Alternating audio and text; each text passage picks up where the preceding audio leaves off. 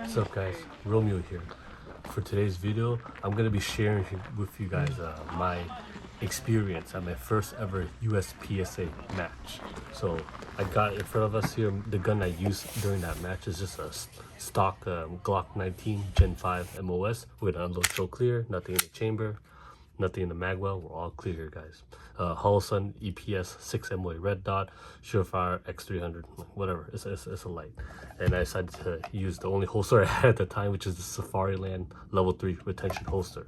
But yeah, long story short, guys, I wasn't even supposed to shoot this match. I showed up the day before to do a safety check because I'm trying to get into USPSA. And it turns out they had extra spots open, so they're like, hey, you want to go shoot this? I was like, hell yeah, let's do it. And so here I am. Okay, I'm gonna be real with you guys. You know, my shooting experience, I've shot for a while now, but this is actually my first like actual official event. I've done similar things like this in the past, like action shooting matches, that kind of thing. And I'm lucky enough to have a good group of friends who are really big into this type of a shooting sport. They're actually the ones that got me into it. My friend Andrew too. Yes, Andrew. I'm gonna shout you out, man. It's all you. All right, you got me into this, so you're here. Here we are. Anyways, but yeah, guys, I'm just really glad to have done this. So I get into the match, and I'm gonna be real. You know, even with my experience, literally the number one goal for me, don't get disqualified. All right, that's the name of this video. Don't DQ. Don't get disqualified. Don't do anything dumb. Because at official matches like this, there's so many ways that you can easily get disqualified by doing stuff that you don't even really think about. Because you guys know me, I'm always out in the woods like shooting and stuff. It's a different environment. At these courses, you might have like 50 up to 100 people at any given time out there shooting. Everybody's got to make sure everybody's safe. So I totally get it. So you're gonna see in this video, oh man, there were a lot of times where I just start choking, I start fumbling. It's pretty bad, but it's my first time doing this kind of event, and I'm really glad I did it. Looking forward to doing more. Okay, all right. I'm filming this audio too on iPhone, so it's gonna sound kind of weird sometimes. Just bear with me, guys. But yeah, let's get right into it. It was a pretty cloudy day that day up in Marysville, Washington. But yeah, first stage here, and I already start fucking up. So we start the red shooting box, engage the closed paper target. Once you engage those steels back there, it triggers this like spinning target, and I start choking on the steel, you know, because I'm bad, because I'm super nervous. I run my fat ass up, shoot from the second box, has to be from the box, and then I freaking forget from back to the box. Oh god. Oh no, I dropped the mag too. Oh no.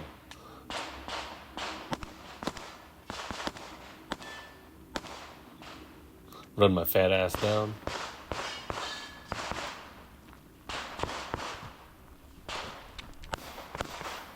And then I totally missed the steel targets on the far back right there. So that's gonna cost me. Yeah, this stage, it really messed me up. It was the first one too, stage 1. And I realized, oh no.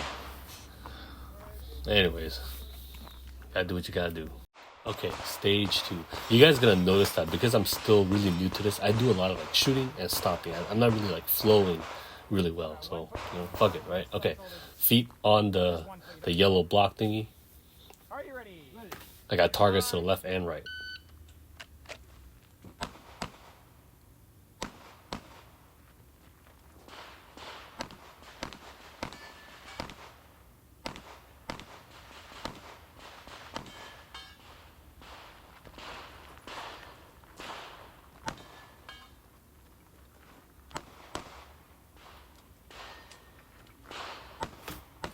Yeah, I could really use some, you know, proactive reloading. That would definitely help shave off a little bit of time, because I keep on just reloading whenever like slide locks back. But learning from the other people, man, they're just reloading when they know it's the right time to reload.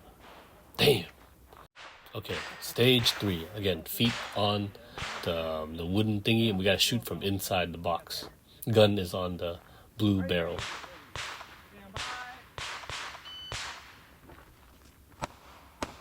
I remember for this stage, I think it's just one hit on each of the target was sufficient. You guys will notice that I kind of do this like leaning thing where I'm using the walls as cover. I got most of the steel. But yeah, it would have just helped if I just stood right in the middle of that opening so I could just move the gun and not have to shift my body every single time. That would have definitely helped a lot. But and what else? Okay, stage 4 was the one and only classifier event. So you start sitting down, jump into the box, guns on the table, all the mags you're gonna use. Each of those cardboard targets gets 4 rounds. You have to engage 2, reload, and then engage the other 2. I think this one I did pretty good. Hit factor was like 4 or something like that. Okay, so here's stage 5. And I'm the only guy that decided to go from right to left. Everybody else went left to right. So that's very telling, alright? Here we go. Start everything. You got to be inside the box. A lot of steel on this stage. A lot of steel.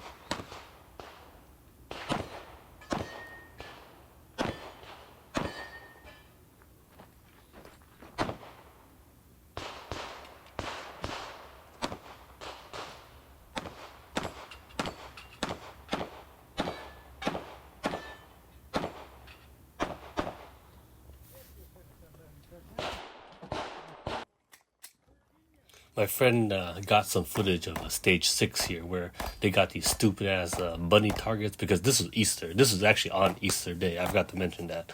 And the footage got cut off early on, but I'm glad he was able to pick up some. But yeah, man, goddamn. I was just aiming right in between the ears. The bunnies were a no-shoot, so it covered up a lot of the target. We started with the gun inside the Easter basket thingy with the little plastic eggs. Okay, last stage of the match. This one I almost DQ. So you can see right here, I engage left target, and there's a right target, and then yeah, right there, I almost broke the 180. I should have taken a step back, but you know, fuck it.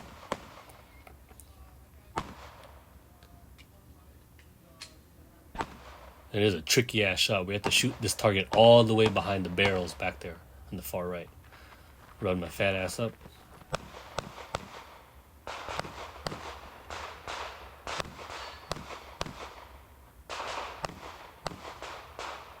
There you have it. But yeah, guys, in the end, I ended up placing 23 out of 29 in the division for carry optics, and then I was number 53 out of 65 overall.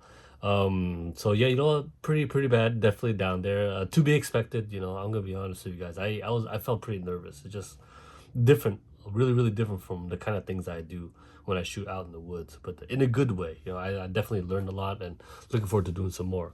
There was actually one guy that DQ'd. I totally forgot to mention that. In the first stage, I heard some like shouting in like the bay next door or something like that. Apparently there was like a guy with PCC. He was just not being like safe or something. I heard he was like flagging people and he wouldn't listen, and then finally ROs were like, yo man, you need to get out of here. And so yeah, he was like, and he left. But anyways, so you know, takeaways from this match, my first USPSA match. All right, number one, it was a lot of fun. I would say that much. It's a lot of fun. It's definitely more fun if you have like a couple friends with you. And I'm filming this, you know, afterwards, but I ended up doing another match the week after that in a different place. And yeah, way more fun because I had my guys with me, you know. So that's number one. But if you're in a good squad with, you know, really nice people, it's gonna be a good experience no matter what. So I would definitely recommend. You know, I didn't get disqualified. Came kind of close at one point, but I didn't get disqualified, so I'm happy about that. And that's really all that I was aiming for, guys. You know, my first, you know, official match experience. I just didn't want to ruin it by like getting DQ'd or something. But yeah, everybody was super nice. I shot the Marysville Rifle Club, super cool. It's a really good spot too. People have told me that spot, something about the terrain, like they have gravel and stuff like that. It's like not easy to slip, but other places is kind of easy to slip. So that's something that other shooters have mentioned to me.